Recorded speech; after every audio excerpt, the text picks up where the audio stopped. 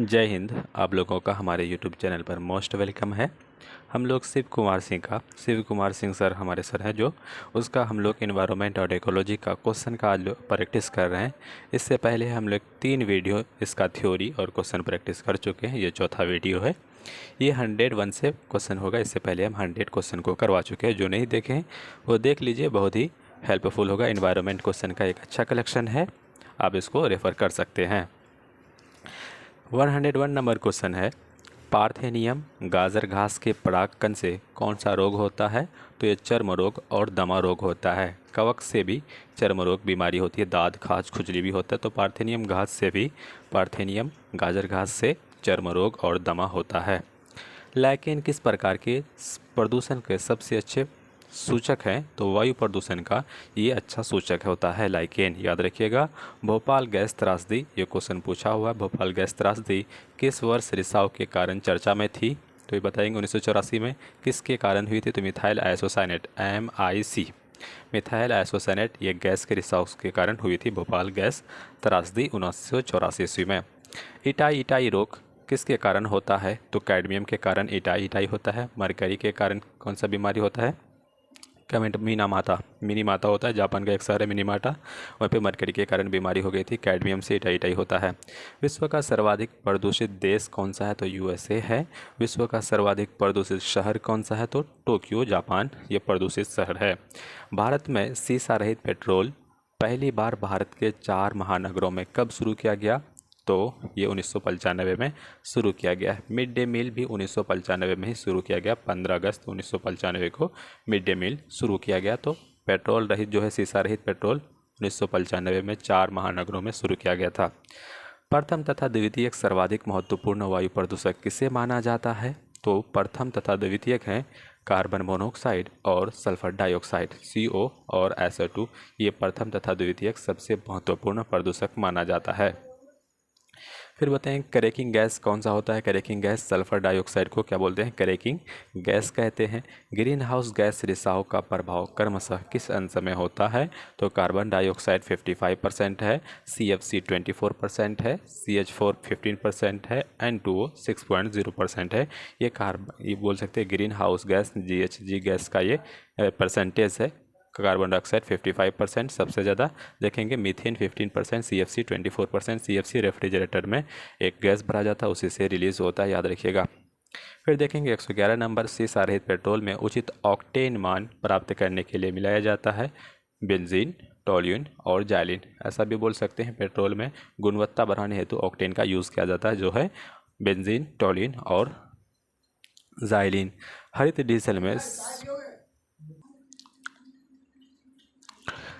Diesel में sulphur की कितनी प्रतिशत मात्रा पाई जाती है? तो 0.001% मात्रा हरित डीजल में पाई जाती है।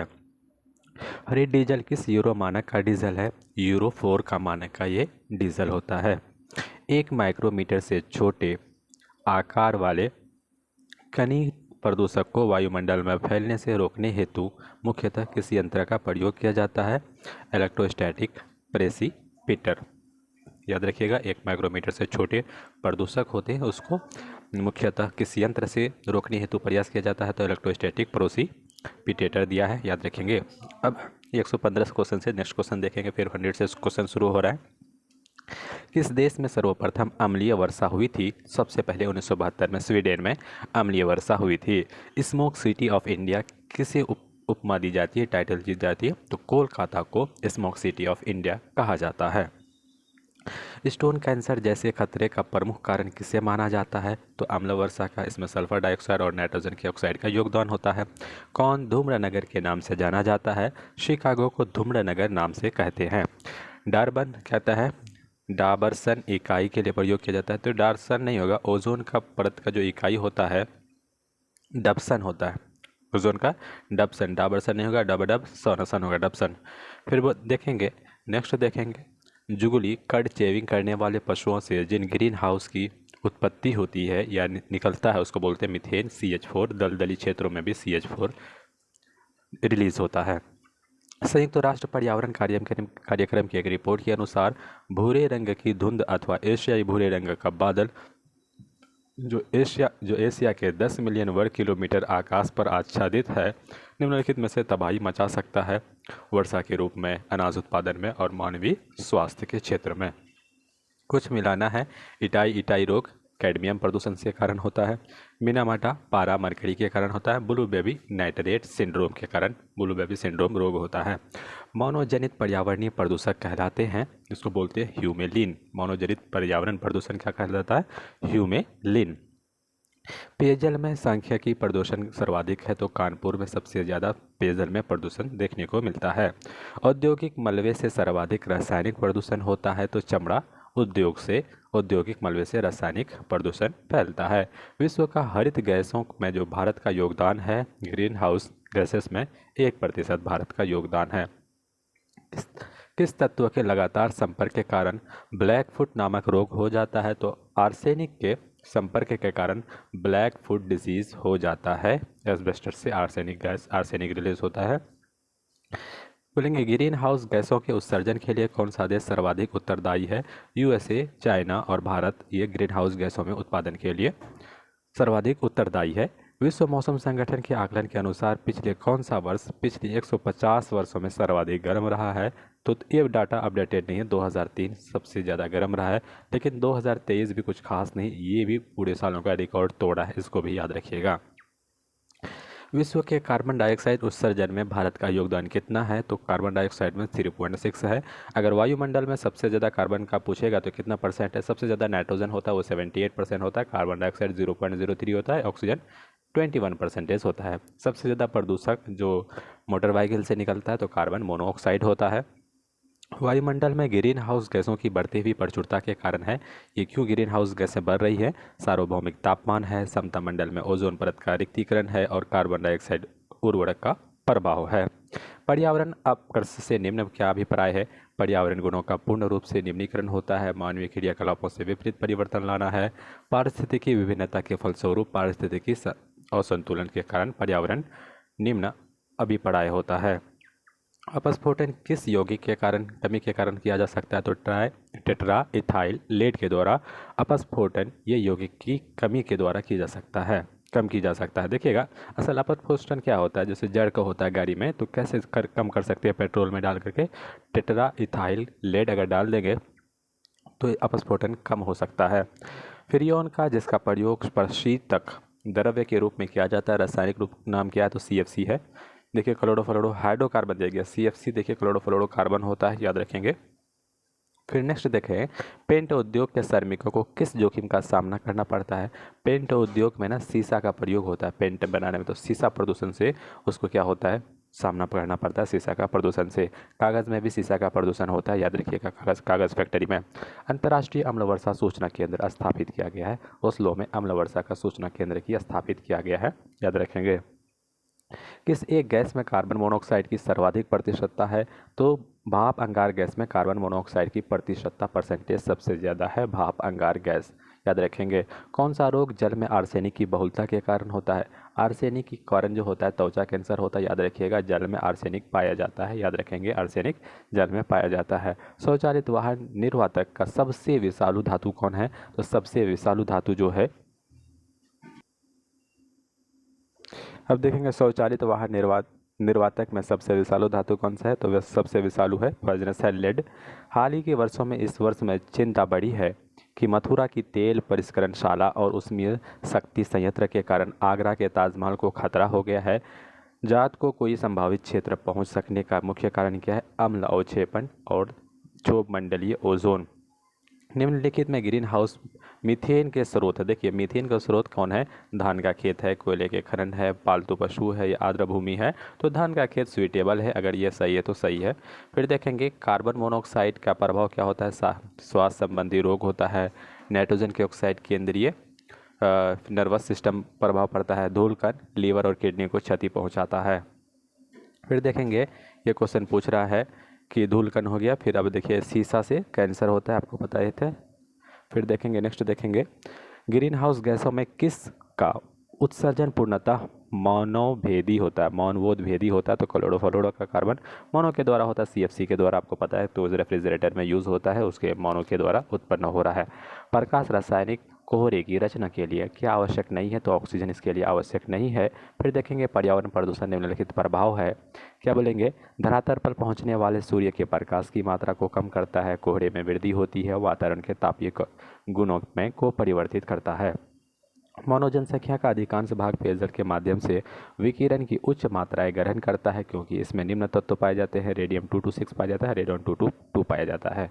जापान की 1953 में होने वाली मिनामाटा विधि व्याधि जिसमें मछलियां संक्रमित थी, किस पदार्थ के कारण होता, तो मिनामाटा पारा के कारण होता है, अधिक के होने से। पारा वाहित मल, प्लास्टिक तथा एस्बेस्टस में कौन सा जैव विघटित सूचक है, तो ये वाहित मल जैव विघटित प्रदूषक है। भूमिगत जल के प्रमुख प्रदूषक कौन है, तो भूमिगत जल में आर्सेनिक और फ्लोराइड पाया जाता है। कानपुर में सबसे ज़्यादा ये सब पाया जाता है जल प्रदूषण का। कोयला उद्योग में संलग्न लोगों में सामान्यतः कौन सी बीमारी होती है, तो ये न्यूमोनोकोसिस ये बीमारी होती है। कोयला उद्योग में जो काम करते हैं मजदूरों को ऐसा देखा जाता है कि न्यूमोनोकोसिस बीमारी से पीड़ित होते हैं। पश्चिम बंगाल के किन 4 जिलों में आर्सेनिक संख्या की मात्रा भूमिगत जल की मानक स्तर से अधिक पाई जाती है? मुर्शिदाबाद, नदिया जिला, उत्तरी तथा दक्षिणी परगना 24 में आर्सेनिक की मात्रा सबसे ज़्यादा देखने को मिले हैं। उत्तर प्रदेश के 9 जिलों में कई गांव में जल प्राकृतिक रूप से किस तत्व की अधिकता के कारण प्रदूषित होते हैं, तो ये फ्लोराइड के कारण देखने को मिले हैं। WHO के अनुसार प्रति लीटर जल में फ्लोराइड की कितनी मात्रा स्वास्थ्य के लिए खतरा है, तो 0.01 मिलीग्राम पर लीटर में अगर आएगा आर्सेनिक फ्लोराइड तो ये क्या बोलेंगे, प्रदूषित जल की कैटेगरी में आएगा WHO के अनुसार। फ्लोराइड के प्रभाव से होने वाली बीमारी है, तो फ्लोराइड के कारण से फ्लोरोसिस होता है, फ्लोराइड के कारण से फ्लोरोसिस। फिर बोलते हैं पिगोबियन कर लगाया जाता है, तो पिगोबियन कर किस में लगाया जाता है, तो ये प्रदूषण फैलाए जाने के कारण कौन सा कर लगाते हैं हम लोग, पिगोबियन टैक्स लगा देते हैं। फिर देखेंगे भारत में प्रायः सभी अपमार्जक में कितनी अधिकता पाई जाती है, तो फॉस्फेट की अधिकता पाई जाती है। देखिए अपमार्जक में हम लोग क्या यूज़ करते हैं, ये जो डिटर्जेंट है ये फॉस्फेट की अधिकता देखने को मिलता है। कठोर जल को मृदु बनाने के लिए अपमार्जक में मुख्यतः किसका प्रयोग किया जाता है, सोडियम ट्राइपोलीफॉस्फेट। कठोर जल को, क्योंकि हम लोग को पता है समुद्र जल थोड़ा हार्ड है, खारा जल होता है, उसमें क्या बोल सकते हैं, साबुन सोप इस्तेमाल नहीं हो सकता, उसके लिए हम लोग डिटर्जेंट यूज़ करते हैं। तो कौन सा, तो उसमें क्या मिला देते हैं ताकि वो अपमार्जक मृदु जल बनाने में हेल्प करे, सोडियम ट्राइपोलीफॉस्फेट। विषालु कहता है विषालु अपशिष्टों के प्रमुख जैव अपघटनकारी सूक्ष्म जीव है सीडोमोनास कैपेसिया, सीडोमोनास प्यूटिरा एवं इकोली। किस उद्योग में संलग्न लोग बिसिनोसिस रोग से ग्रस्त हो जाता है, तो कपड़ा उद्योग में संलग्न लोग बिसिनोसिस रोग से ग्रसित हो जाते हैं, ये अफेक्टेड हो जाते हैं। फिर देखेंगे जीवाणु का कौन सा विभेद पेट्रोलियम तेल अधिपलावों के उपचार में सक्षम है, तो क्या बोलेंगे, सीडोमोनास प्रजाति। ये क्या होता है, जीवाणुओं का ये विभेद है जो पेट्रोलियम तेल अधिपलावों के उपचार के लिए सक्षम होता है।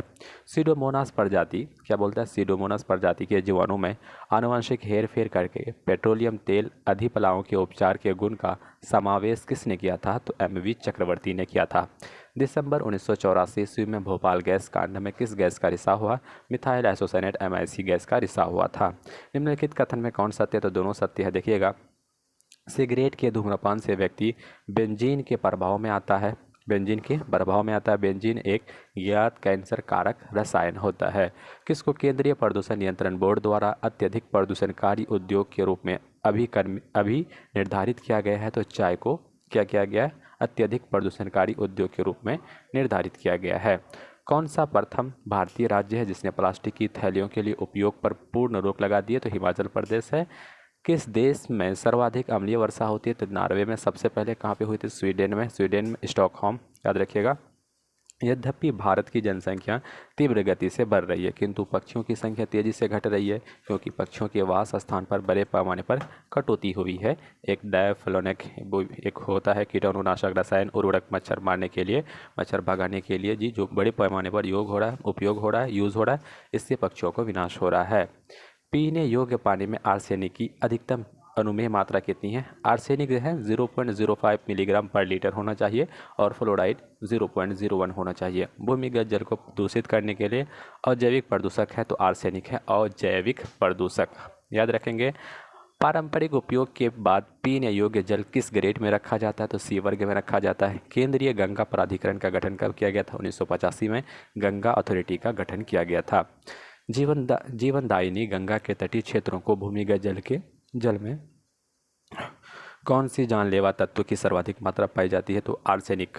देखिएगा, गंगा के तटीय क्षेत्रों में कौन से जानलेवा तत्व की सर्वाधिक मात्रा पाई जाती है? तो ये है आर्सेनिक इसके भूमिगत जल में। बिहार क्षेत्र के आधे से अधिक जिलों में भूगर्भीय जल में किस तत्व की मात्रा अत्यधिक पाई जाती है? तो फ्लोराइड और आयरन बिहार के अत्यधिक भूगर्भीय क्षेत्रों में पाया जाता है। जल में कार्बनिक यौगिक का मापन सामान्यतः किससे किया जाता है? तो क्रोमेटोग्राफी से किया जाता है कार्बनिक यौगिकों का मापन। ब्लैक फुट नामक बीमारी के कारण है आर्सेनिक की अधिकता। ब्लैक फुट नामक बीमारी है आर्सेनिक की अधिकता के कारण। बोलते हैं जलीय विषैले पदार्थ के अवशोषक के रूप में जाना जाता है। तो जलकुंभी को हम लोग क्या बोलते हैं? जलीय विषैले पदार्थ का अवशोषक के रूप में जाना जाता है।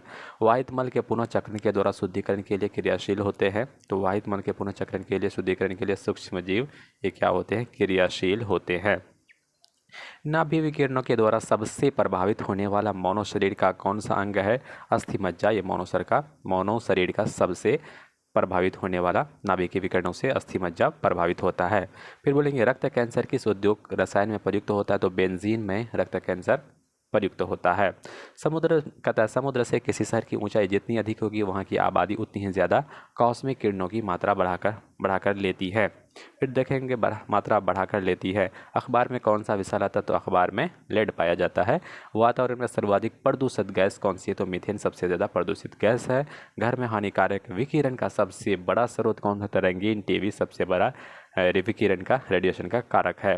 प्रथम श्रेणी में प्रदूषक के संकेतक कौन है? तो पूर्ण प्रवाल मोलस्का प्रथम श्रेणी के प्रदूषक के स्रोत है। लाइकेन भी वायु प्रदूषण का स्रोत होता है। कौन सी हानिकारक पदार्थ नाभि के विस्फोटक के बाद लंबे समय तक सक्रिय रहता है? तो प्लूटोनियम 239 नाभि के विस्फोटक के बाद सबसे लंबे समय तक रहता है। सर्वाधिक कहता है जीवधारियों की कौन सा वर्ग नाभि के विकिरण के प्रति सर्वाधिक संवेदनशील है? स्तनपायी नाभि के विकिरण के प्रति सबसे ज़्यादा सेंसिबल है, संवेदनशील है। कौन सा वृक्ष पारिस्थितिकी आतंकवाद कहा जाता है? तो यूकोलिप्टस को पारिस्थितिकी क्या बोलते हैं? यूकेलिप्टस को पारिस्थितिकी आतंकवाद कहा जाता है। यदि है सफ़ेदा, तो सफ़ेदा याद रखेंगे। यूकेलिप्टस पेड़ को भी आतंकवाद की श्रेणी में रखते हैं। किस उपग्रह के द्वारा ओजोन छिद्र उपस्थिति दर्ज की गई? कि ये निम्बस 7 के द्वारा ओजोन होल हो जाता है, इसको देखा गया था। किसके कारण वायु प्रदूषण नहीं होता है? तो जल विद्युत शक्ति के कारण वायु प्रदूषण कम होता है, ना के बराबर होता है। किस धातु को उत्प्रेरक समपरिवर्तक में उत्प्रेरक के रूप में प्रयोग करते हैं? तो पैलेडियम को उत्प्रेरक समपरिवर्तक के रूप में प्रयोग करते हैं। ध्वनि प्रदूषण कितनी डेसिबल होनी चाहिए? ध्वनि होनी चाहिए तो 80.90 डेसिबल होना चाहिए। परऑक्सी एसिटल नाइट्रेट PAN का मुख्य प्रदूषक कौन है? तो वायु प्रदूषक होता है। भारत में जल प्रदूषण नियंत्रण कानून कब हुआ था? तो जल प्रदूषण नियंत्रण कानून 1974 में हुआ था, लाया गया था एक्ट, याद रखेंगे। किसे प्राकृतिक प्रदूषक कहते हैं? तो जंगल की आग को प्राकृतिक नेचुरल प्रदूषक बोल सकते हैं। लाइकेन किसके प्रति अधिक संवेदनशील है? तो सल्फर डाइऑक्साइड के प्रति अधिक संवेदनशील है। धुएं से आंखों में जलन पैदा करने वाला होता है तो नाइट्रिक ऑक्साइड ये आंखों में जलन पैदा करता है। हंसाने वाली गैस है, लाफिंग गैस कहा जाता है नाइट्रिक ऑक्साइड को। कोशिका में सल्फर डाइऑक्साइड के द्वारा प्रभावित होने वाला भाग है कोशिका का झिल्ली तंत्र। कौन सा रेडियोधर्मी सबसे घातक प्रदूषक है? कौन सा रेडियोधर्मी? तो ये द्वितीय प्रदूषक होता है। कौन सा मुख्य एरोसोल प्रदूषक है जो वायुओं में पाया जाता है? तो फ्लोरोकार्बन है जो वायुओं में पाया जाता है। प्राथमिक प्रदूषक में है सल्फर डाइऑक्साइड, कार्बन मोनोऑक्साइड और नाइट्रोजन के ऑक्साइड। जल की BOD को बढ़ाता है तो शर्करा जल की अपशिष्ट को बढ़ाता है, याद रखेंगे। मादा प्रदूषक का सबसे महत्वपूर्ण कारक हो सकता है तो प्लास्टिक मृदा प्रदूषण का सबसे महत्वपूर्ण प्रदूषक हो सकता है। धुंध कोहरा के निर्माण में होता है तो धुआं प्लस कोहरे के निर्माण में धुंध कोहरा निर्माण होता है। कार्बन मोनोऑक्साइड मनुष्य के लिए हानिकारक है क्योंकि यह हीमोग्लोबिन से क्रिया करके ऑक्सीजन की प्रतिक्रिया करती है। वायु प्रदूषक के विश्वसनीय संकेतक है लाइकेन तथा मांस वायु प्रदूषक का संकेतक होता है। स्वचालित वाहनों से निकलने वाली गैसों के प्रकाश रासायनिक परिवर्तन द्वारा प्रदूषक उत्पन्न होता है तो O3 और PAN। दो बड़ी घटनाओं जिसे MIC तथा चिरनोबिल त्रासदी के नाम से जाना जाता है वो कब घटित हुई थी? तो 1984 में और 1986 में ये दो चेरनोबिल की घटना 1986 में यूक्रेन में घटी थी और ऐसी घटना भोपाल में 1984 ईस्वी में ये घटना घटी थी चेरनोबिल यूक्रेन में। अभी रूस और यूक्रेन का वार आप सुनते होंगे। डीडीटी की सांद्रता का उच्च पोषण स्तरों में बढ़ाता है, संग्रह बढ़ाता है, ये क्या कहलाता है? तो जैविक आवर्धन कहलाता है, बायोलॉजिकल मैग्निफिकेशन कहलाता है। क्या कहते हैं? किन्हें वाहित मल उपचार के काम में लाया जाता है? तो एक कोशीय हरित शैवाल को वाहित मल उपचार के रूप में लाया जाता है। पृथ्वी पर जीवन के अस्तित्व को सबसे बड़ा भय है, तो विकिरण के कारण सबसे ज़्यादा भय है। कौन सी धातु मौनों में विषाक्त उत्पन्न करती है? तो शीशा मौनों में विषाक्त उत्पन्न करती है। ग्रीन हाउस गैसों में कौन सी गैस है जिसके द्वारा ट्रोपोस्फेयर में ओजोन प्रदूषण नहीं होता है? तो कार्बन मोनोऑक्साइड है। क्या बोलते हैं? रेडियोधर्मी प्रदूषण से संबंधित निम्न में से कौन सा कथन सही है? यह पशुओं में आनुवंशिक परिवर्तन लाता है, यह रक्त संचार में व्यवधान पैदा करता है, यह कैंसर पैदा करता है। हमने 200 क्वेश्चन को देख लिया, 100 का 200 क्वेश्चन। अब फिर देखेंगे नेक्स्ट सीरीज। कौन सी हरित गैस नहीं है? तो देखिए नाइट्रोजन हरित गैस नहीं है। हरित गैस में आपको कार्बन डाइऑक्साइड होगा, जलवाष्प आएगा, मीथेन आएगा, सल्फर मीथेन आ जाएगा। लाइकेन सबसे अच्छे सूचक है, तो वायु प्रदूषण का लाइकेन सबसे अच्छे प्रदूषक हैं। भूमिगत जल को दूषित करने वाले अजैविक प्रदूषक, तो आर्सेनिक अजैविक प्रदूषक है, हमने पहले भी सीरीज में देखे हैं। फिर देखेंगे निम्नलिखित में से कौन सा पदार्थ ओजोन रिक्ति कारक है? तो chlorofluorocarbon, halogen and carbon tetrachloride. सूची 1 को सूची 2 से मिला है। एस्बेस्टस जो है फेफड़े को कैंसर को उत्पन्न करता है या फेफड़े को प्रभावित करता है। शीशा मस्तिष्क को प्रभावित करता है। पारा उदर को पेट को मिनामाटा डिजीज होता है। कार्बन मोनोऑक्साइड रक्त धाराओं को प्रभावित करता है, रक्त धाराओं को। हाल ही के वर्षों में मानव गतिविधि के कारण वायुमंडल में कार्बन डाइऑक्साइड की सांद्रता में बढ़ोतरी हुई है, किंतु उनमें से बहुत सी वायुमंडल के निचले भाग में नहीं रहती है, क्योंकि समुद्र में पादपल्वक प्रकाश संश्लेषण कर लेते हैं।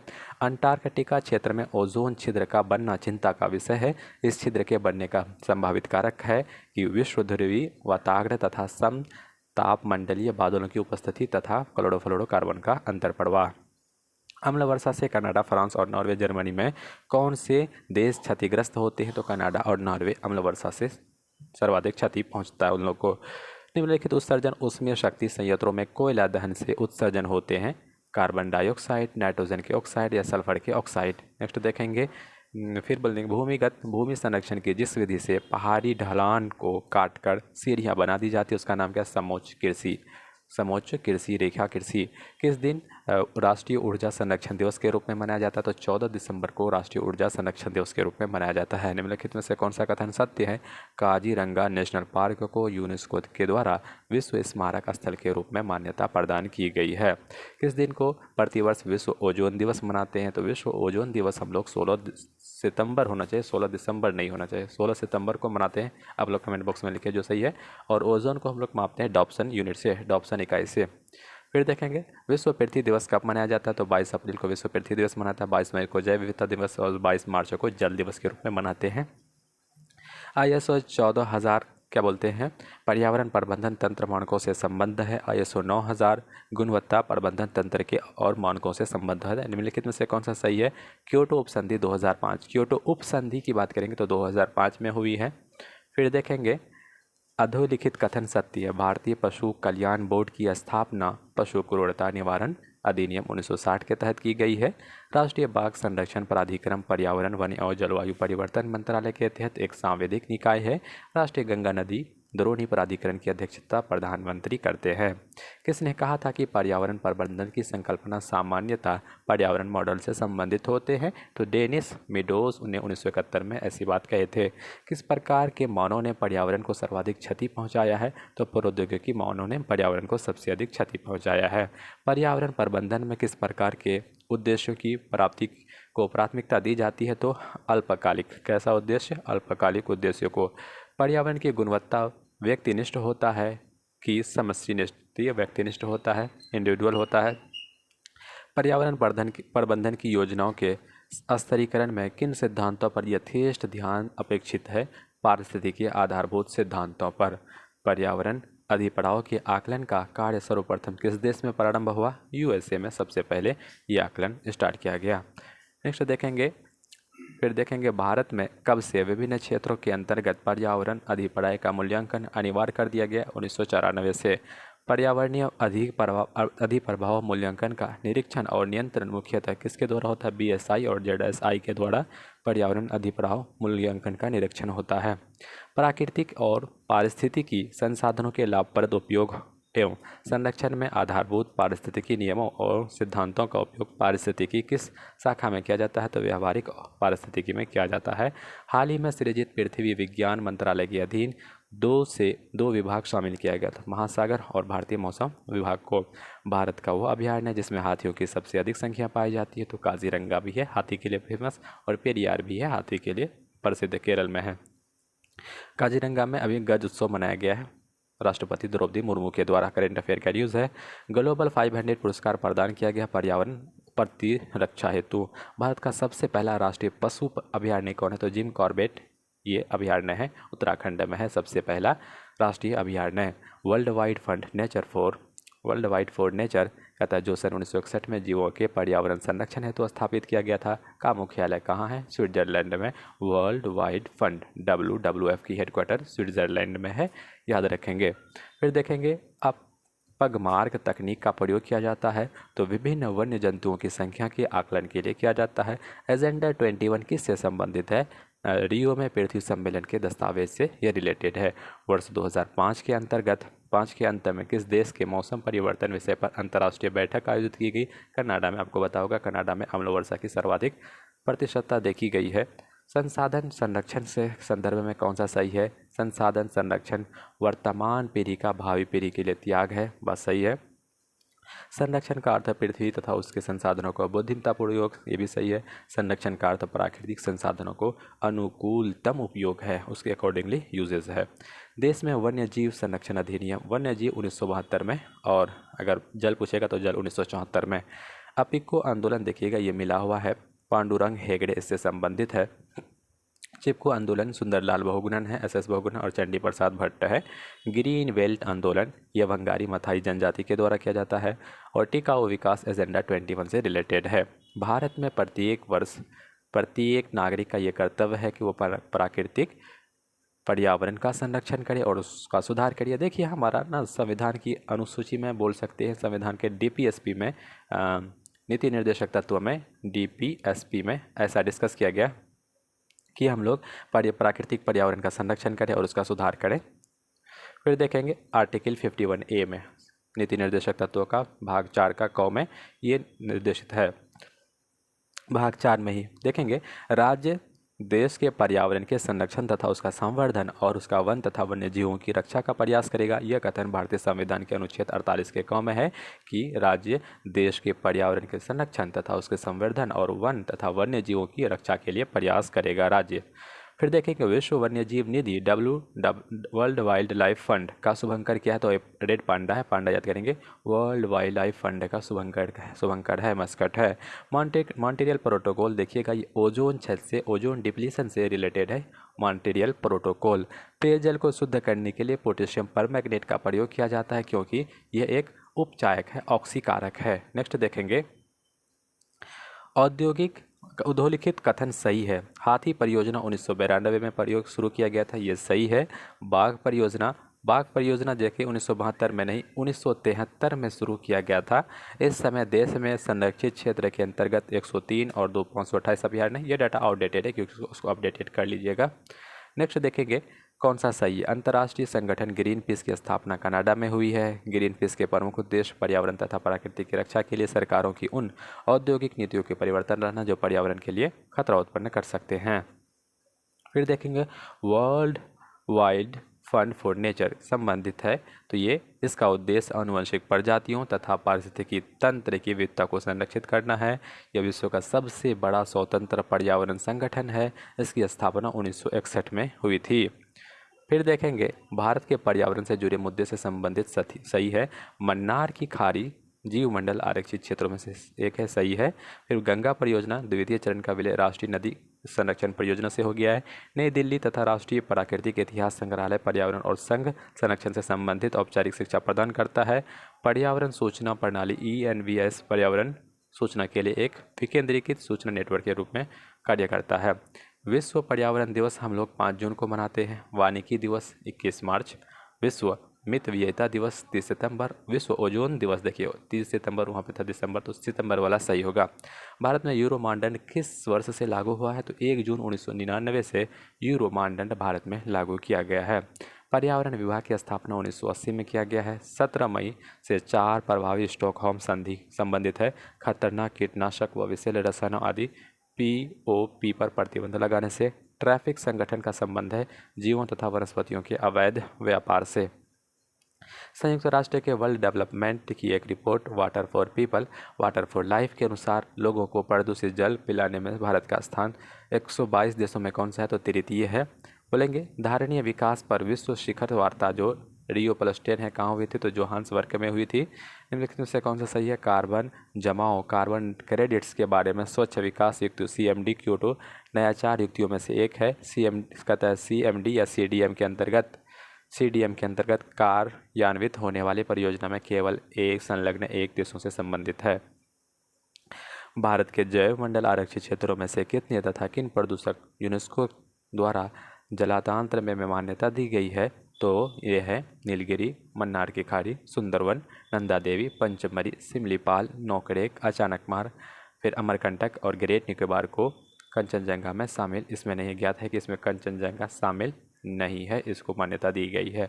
देश के पहले आपदा प्रबंधन प्रशिक्षण संस्थान कहाँ बोलते हैं स्थापना कहाँ की जा रही है? तो ये लातूर का महाराष्ट्र में आपदा प्रबंधन संरक्षण संस्थान इस्टेब्लिश किया जाएगा। किस राज्य में सर्वाधिक संख्या में वन्य जीव अभयारण्य नेशनल पार्क है? तो मध्य प्रदेश में है, याद रखेंगे नेशनल पार्क सबसे ज़्यादा मध्य प्रदेश में है। किसे वर्ल्ड हेरिटेज साइट विश्व धरोहर घोषित किया गया है? तो नंदा देवी, ये इसको रिजर्व को घोषित किया गया है। राष्ट्रीय पर्यावरण अभियांत्रिकी संस्थान, ये नीरी की बात कर रहा तो नीरी नागपुर में है, याद रखिएगा नीरी पर्यावरण से रिलेटेड है, नागपुर में है। भारतीय वन्य जीव संस्थान, देखिए वन्य जीव संस्थान ये देहरादून से रिलेटेड है। भारत का अधिकांश वन्य जीव संरक्षित क्षेत्र घिरे हुए, तो मानवीय बस्तियों से अधिकांश जीव संरक्षित क्षेत्र घिरे हुए हैं। किस राष्ट्रीय उद्यान की जलवायु उष्णकटिबंधीय से उपोष्ण शीतोष्ण और उत्तर ध्रुवीय में परिवर्तित होता है? तो नंदा देवी राष्ट्रीय पार्क है। जनवरी 2008 से टाइगर एक्शन नामक योजना भारत के किस वन्य जीव अभयारण्य से संबंधित है? सर इसका अभयारण्य राजस्थान से टाइगर एक्शन जो है जुड़ा हुआ है। फिर सूचीवन को सूचीवन से जुड़ना है। जंगली गधा ये गुजरात में पाया जाता है। सिंह पुच्छी मकाक केरल में है। हुकॉक गिबन असम में पाया जाता है। विश्व जल दिवस 22 मार्च को, 22 मई को जैव विविधता दिवस और 22 अप्रैल को देखिएगा। नेक्स्ट देखेंगे इको पार्क क्या है। 22 अप्रैल को आप कमेंट बॉक्स में लिखिए इको पार्क क्या है। पर्यावरणीय अनुकूली उपभोक्ता उत्पादन को नामपत्रित करने की योजना है। इको मार्क पर्यावरणीय अनुकूल बनाता है। इको मार्क देखिएगा। कौन सा राष्ट्रीय पार्क एक सींग वाले गेंडे के लिए प्रसिद्ध है? तो काजीरंगा होगा। काजीरंगा नेशनल पार्क कहाँ पे? असम में। असम में नमेरी, हाँ नमेरी नेशनल पार्क भी है। धूल प्रदूषण रोकने के लिए प्रयुक्त है, तो ये नीम का पौधा एक अच्छा उपयुक्त विधि है उगाना उसको। किस जल में BDO की अधिकता संकेत देती है कि उसका जल सीवेज से प्रदूषित हो रहा है? पोर्ट ब्लेयर के समीप किस प्रसिद्ध ब्लेयर का परवाल भित्ति मृत हो रही है? तो भूमंडलीय उष्मन के कारण परवाल यहाँ पर डेड हो रहे, मरते जा रहे हैं, मृत्यु हो रही है। एशियाई जंगली गधा कहाँ पे पाया जाता है? कच्छ के रण में पाया जाता है एशियाई जंगली गधा, याद रखेंगे एशियन जंगली गधा कहाँ पे? कच्छ के रण में। कहता है थट्टेकाड पक्षी अभयारण्य ये कहाँ पर है? थट्टेकाड पक्षी अभयारण्य केरल में है। नेक्स्ट देखेंगे नाभिकीय विकिरण का अत्यधिक दुष्प्रभाव सबसे पहले मानव शरीर के किस अंग पर होता है? तो ये त्वचा होता है। नाभिकीय विकिरण का सबसे पहले प्रभाव त्वचा सबको अफेक्ट करता है। कार्बेट तथा राजाजी नेशनल पार्क राष्ट्रीय उद्यान में वन्य जीव प्रबंधन हेतु किस पैमाने के हवाई छायाचित्र उपयुक्त है? तो अति दीर्घ पैमाने पे वाले छायाचित्र हैं। वह एकमात्र सेंचुरी है जहां कश्मीरी मिर्ग पाया जाता है। तो क्या बोलेंगे? दचीगम में कश्मीरी मिर्ग देखने को मिले हैं। किस देश से डोडो पक्षी विलुप्त हो गया? मॉरिशस से डोडो पक्षी विलुप्त हो गया। हमारे भारत में भी ऐसे ही नौबत आ गई है। भारत के जिस राज्य में उसके क्षेत्रफल का अधिकतम प्रतिशत है राष्ट्रीय उद्यान के अंतर्गत है वो है सिक्किम। भारत के जिस राज्य में उसका क्षेत्रफल का अधिकतम प्रतिशत राष्ट्रीय उद्यानों के अंतर्गत है वो है सिक्किम। सूचीवन को सूचीवन से मिलाएं। बांदीपुर कर्नाटक में है, दाचीगम कश्मीर में है, मानस असम में है, पेरियार केरल में है। अस्कोट वन्यजीव संरक्षण किस जनपद में स्थित है? तो पिथौरागढ़ में स्थित है। मध्य प्रदेश के किस राष्ट्रीय उद्यान को प्रोजेक्ट टाइगर में सबसे पहले शामिल किया गया? तो प्रोजेक्ट टाइगर 1973 में। तो मध्य प्रदेश का कान्हा किसली नेशनल पार्क को सबसे पहले शामिल किया गया है। टाइगर राज्य की संज्ञा मध्य प्रदेश को दिया जाता है। एशियाई बब्बर शेर गिर का गुजरात में पाया जाता है, गिरवन में। फिर नेक्स्ट देखेंगे, गिरवन में मध्य प्रदेश में पाया जाता है। कौन सा ईसाई संतु पशु पक्षियों के लिए प्रसिद्ध है, उसके प्रेम के लिए प्रसिद्ध है? तो संत फ्रांसिस, क्या बोलेंगे? संत फ्रांसिस पोप बोल सकते हैं। पुष्कर झील को स्वच्छ रखने की योजना कौन सा देश सहयोग कर रहा है? तो ये कनाडा है। आपको कमेंट बॉक्स में लिखना पुष्कर झील कहाँ पर है। हांगुल क्या है? देखिएगा, रेंडियर प्रजाति का एक मृग है हांगुल कश्मीरी। फिर देखेंगे, हांगुल परियोजना 1970 में लाए थे, रेंडियर प्रजाति का एक मृग है। दक्षिगम राष्ट्रीय उद्यान किस संरक्षण के लिए? तो ये हांगुल के लिए, जो कहाँ पर? जम्मू एंड कश्मीर में है। नेक्स्ट देखेंगे, रासायनिक रूप से कस्तूरी क्या है? तो मिथाइल ट्राइक्लोरोपेंटा डेकेनाल है कस्तूरी। कस्तूरी मृग के किस भाग में पाया जाता है? तो कस्तूरी पित्ताशय का एक हिस्सा है, जिससे हम लोग परफ्यूम्स बनाते हैं। कस्तूरी की खोज किसने किया था? तो एल खाजिका, स्विट्जरलैंड के स्विस के 1926 में। विश्व का सर्वप्रथम राष्ट्रीय उद्यान कौन सा है? तो येलोस्टोन नेशनल पार्क यूएसए का विश्व का प्रथम राष्ट्रीय उद्यान है। नेक्स्ट देखेंगे, बस एक ही पेज बचा हुआ, उसके बाद इस वीडियो को एंड कर देंगे। लोकटक झील में तैरता हुआ भारत का कैबुल लामजाओ राष्ट्रीय उद्यान किस राज्य में? मणिपुर में। यह यूपीएससी का क्वेश्चन है। तैरता हुआ राष्ट्रीय उद्यान कौन सा है? मणिपुर में कैबुल लामजाओ है। भारत के किस राज्य में नल सरोवर पक्षी अभयारण्य है? तो ये नल सरोवर कहाँ पे होंगे? गुजरात में पक्षी अभयारण्य है। बहुत बार क्वेश्चन एग्जाम में देखने को मिले हैं। नल सरोवर गुजरात में है। गुजरात में गिर नेशनल पार्क है। और जो गधा होता है, कच्छ में गधा पाया जाता है, ये कहाँ पे है? गुजरात में ही है। भारत के किस राष्ट्रीय उद्यान में बारहसिंगा की सर्वाधिक संख्या है? तो दुधवा नेशनल पार्क में बारहसिंगा की सर्वाधिक संख्या है। विश्व का कौन सा द्वीप केवल पक्षियों के लिए आरक्षित है? तो कजिन द्वीप ये विश्व का है जो सिर्फ बर्ड्स के लिए आरक्षित है, रिजर्व है। सर्वप्रथम भारत के प्रथम राष्ट्रीय जल नीति की घोषणा कब की गई थी? 1972 में सबसे पहले की थी, लेकिन ये याद रखेंगे। फिर देखेंगे, भरतपुर पक्षी विहार का विश्व धरोहर के रूप में शामिल कब किया गया यूनेस्को लिस्ट में? 1985 ईस्वी में। भारत में पक्षियों का प्रथम वनावरणय कहाँ स्थापित किया गया था? तो वेदांतगल में पक्षियों का प्रथम वनावरणय स्थापित किया गया था। बर्फ क्षेत्र के जीवों के संरक्षण के लिए स्थापित पिन घाटी राष्ट्रीय पार्क, पिन घाटी नेशनल पार्क कहाँ पर है? हिमाचल प्रदेश में है। बनरघट्टा कहाँ पर होगा? कर्नाटक में होगा। पेरियार कहाँ पे होगा? केरल में होगा। असम में नमेरी है, काजीरंगा है, मानस है। नेक्स्ट देखेंगे, भारत का प्रसिद्ध नीलगिरी जैव मंडल संचय क्षेत्र कितने राज्यों में? तो नीलगिरी 3 राज्यों में फैला हुआ, कर्नाटक, केरल और तमिलनाडु में। भारत का नोकरेक जैसे आएगा तो याद रखेंगे मेघालय। ये जीव मंडल कहाँ पर है? मेघालय राज्य में है। फिर बोलते हैं, कहता है पृथ्वी आयोग एवं पृथ्वी विज्ञान मंत्रालय को बनाने की मंजूरी भारत सरकार ने किस वर्ष दी? तो 9 मई 2006 को पृथ्वी विज्ञान मंत्रालय को बनाने की मंजूरी दी गई। तो ये वीडियो यहीं तक था। ये हमारा शिव कुमार सिंह का प्यारे शिव कुमार सिंह का नोट्स को हमने आपको वन लाइनर के फॉर्म में प्रस्तुत किया। ये वीडियो अगर आपको अच्छा लगता है तो हमारे वीडियो को लाइक कीजिए, क्योंकि ये वीडियो को हमने 4 पार्ट में कंप्लीट कर दिया। 91 पेज नंबर था। सबसे पहले थ्योरी पढ़ाया, थ्योरी के बाद हमने क्वेश्चन प्रैक्टिस को करें। अगर आप हमारे यूट्यूब चैनल पर नए आए हैं तो नोटिफिकेशन पाने के लिए, अपडेट्स पाने के लिए हमारे यूट्यूब चैनल को आप सब्सक्राइब करिए और अपने फ्रेंड्स से शेयर करिए। किसी व्हाट्सएप ग्रुप, फेसबुक ग्रुप में हमारे वीडियो को शेयर करिए। मिलते हैं एक नए वीडियो में, तब तक के लिए जय हिंद, जय Bharat. Thank you so much.